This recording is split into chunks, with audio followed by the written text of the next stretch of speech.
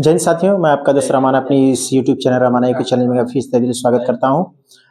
तो साथियों, ऐसा है कि आप सभी लोगों को हम लोगों ने पिछला वीडियो जो बनाया हुआ था यूपी बोर्ड के बच्चों के लिए, जो आने वाला एग्जाम है बोर्ड का, उसके लिए हम लोगों ने पिछला वीडियो जो देखा था उसमें था हम लोगों का कि परावर्तन के नियम। ये हम लोगों का सेकेंड पार्ट है और दूसरा पार्ट है अपवर्तन के नियम। एक बार जरूर देख करके जाइएगा, आप सभी लोग बोर्ड का एग्जाम दे रहे हैं, आप सभी लोगों को वहां देखने को मिलेगा। देखिए, अब परावर्तन क्या होता है। परावर्तन हमें पता है कि ये कहाँ होगा, लेंस में होगा। अपवर्तन कहाँ होता है, दर्पण में होता है। परावर्तन कहाँ होगा, लेंस में होगा। देखिए, परावर्तन अगर पूछे कि अपवर्तन के कौन कौन से नियम है, तो इसके दो नियम है। हम लोगों ने देखा था कि परावर्तन के कितने नियम है, 3 नियम थे। इसमें देखिए क्या होगा कि इसमें यहाँ परावर्तक पृष्ठ तो होगा नहीं, तो ये होगा कि इसमें 2 माध्यम होंगे। कितने, 2 माध्यम होंगे। एक होगा हम लोगों का सघन माध्यम, दूसरा होगा विरल माध्यम। तो सघन माध्यम और विरल माध्यम क्या होता है। सघन माध्यम मतलब जहां प्रकाश किरण के जाना थोड़ा मुश्किल हो, यानी जहां घनी आबादी हो। और विरल का मतलब जहां आसानी से जाया जा सके, यानी कि वहां ज्यादा लोग न रहते हो। बस समझ लीजिए आप लोग। तो ये मान लीजिए कि हमारा सघन माध्यम है और ये हमारा विरल माध्यम है। ये हमारा विरल माध्यम है और ये हमारा सघन माध्यम है। तो जब प्रकाश की किरण एक माध्यम से दूसरे माध्यम में आती है, तो दूसरा माध्यम अगर विरल हो तो वो क्या करती है कि वो हमारा जो अभिलंब है उससे क्या हो जाती है, दूर हट जाती है। क्या होगी, हमारी दूर हटेगी। क्या करेगी, ये हमारा दूर हटेगी। यानी कि हम कह सकते हैं कि जब कोई सघन माध्यम से प्रकाश की किरण कहाँ जाए, विरल में, विरल में जाएगी, क्या होगी, अभिलंब से दूर। किससे, अभिलंब से। किससे दूर होगी, अभिलंब से दूर हटेगी। सेम इसका अपोजिट है। अगर विरल माध्यम से कहा जाए, सघन माध्यम में अगर प्रकाश की किरण आ रही है तो क्या होगा कि ये अभिलंब की तरफ झुक जाएगी। किस तरफ, अभिलंब की तरफ झुकेगी।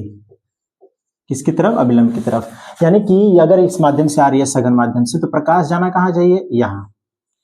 यानी कि यहाँ सघन माध्यम या विरल माध्यम है, तो यहाँ आभास होगा लेकिन जाएगी कहाँ, यहाँ। वास्तविकता में हमें यहाँ दिखेगा लेकिन जाएगी यहाँ, यानी कि दूरी। और यही अगर हमारा विरल माध्यम हो, मान लीजिए ये हमारा विरल माध्यम है, अगर हम देखें तो ये हमारा अगर विरल माध्यम है, विरल कौन सा, विरल माध्यम है, और ये हमारा सघन माध्यम है। तो जब हम विरल माध्यम से सघन माध्यम में जाएंगे तो जाना तो ऐसे चाहिए, आभास होगा, लेकिन वास्तव में ये क्या करेगी कि अभिलंब की तरफ झुक जाएगी। ये बात आप लोग याद रखिएगा। दोनों माध्यम, इसमें 2 माध्यम होंगे।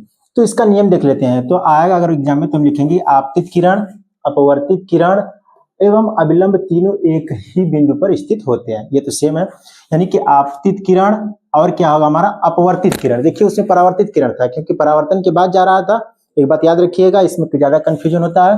लेकिन यहाँ अपवर्तित का मतलब कि एक माध्यम से दूसरे माध्यम में जा रहा है, परावर्तन नहीं हो रहा, यानी कि सतह से टकरा करके परावर्तन होता है। लेकिन इसमें ऐसा कुछ नहीं होने वाला, क्योंकि प्रकाश जाएगा एक माध्यम से दूसरे माध्यम में, आसानी से जाएगा। तो कह रहा है कि अपवर्तित किरण एवं अभिलंब तीनों एक ही बिंदु पर स्थित होते हैं। ये आप लोग लिख लीजिएगा। दूसरा है, ये हमारा बहुत इंपॉर्टेंट हो जाता है। कह रहा है कि आपतन कोण की ज्या, यानी साइन आई।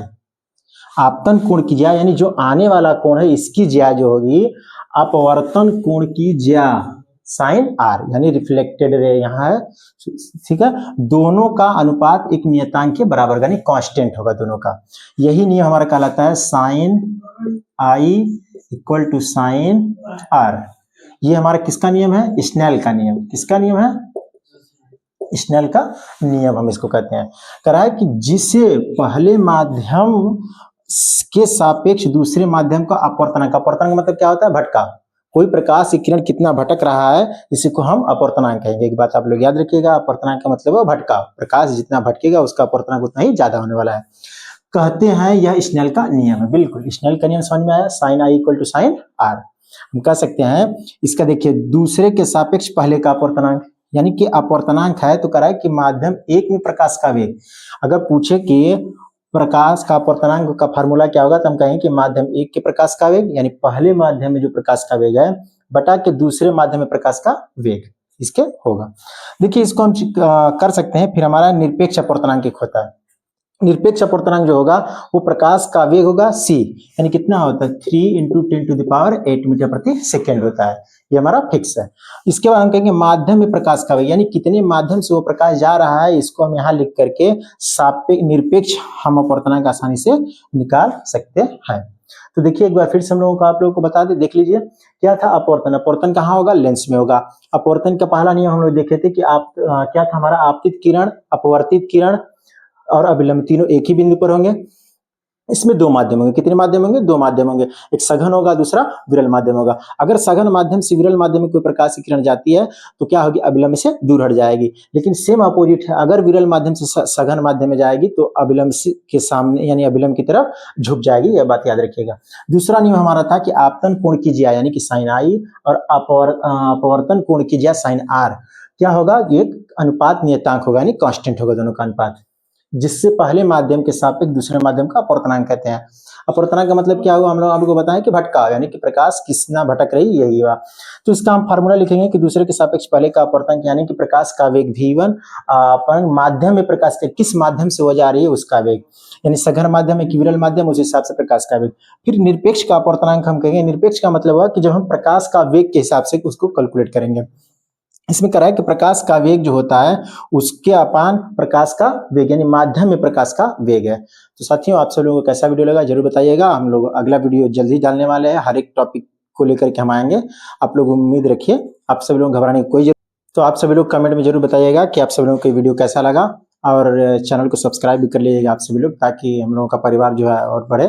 तो मुझे उम्मीद है कि आप सभी लोग जरूर सब्सक्राइब करेंगे और अपने इस परिवार को आगे बढ़ाएंगे। हम लोगों का छोटा सा प्रयास है, आगे हम लोग और बड़े लेवल पे आएंगे। तो इतना ही रखते हैं आज के लिए, तो धन्यवाद।